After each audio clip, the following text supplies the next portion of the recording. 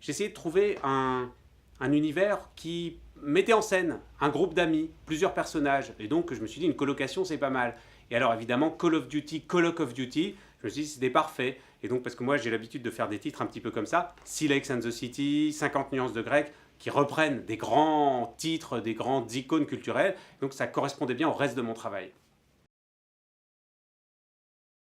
Dans Call of Duty, c'est un petit appartement dans lequel il y a plusieurs personnes qui cohabitent, et comme dans toutes les colocs, il y a plein de caractères différents. Alors il y a deux filles, il y a un garçon, il y a une fille qui est un peu plus autoritaire,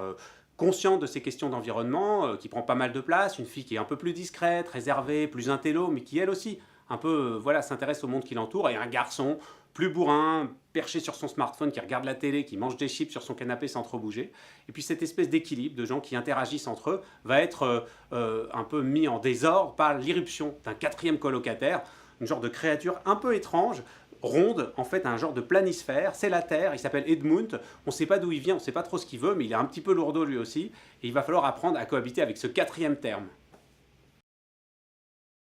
Angoulême, c'est un grand festival de bande dessinée très international. Donc il y a des gens qui viennent de tous les continents, de toutes les générations aussi. Et aujourd'hui, la bande dessinée, la scène bande dessinée, elle est extrêmement variée. Il y a de la bande dessinée de reportage, il y a de la bande dessinée intimiste, il y a de la bande dessinée de divertissement, de fantaisie pour les adultes, pour les enfants, pornographique. Et bref, ces grands enjeux, ces questions justement d'environnement, ces questions plutôt dramatiques ont vraiment toute leur place et apparaissent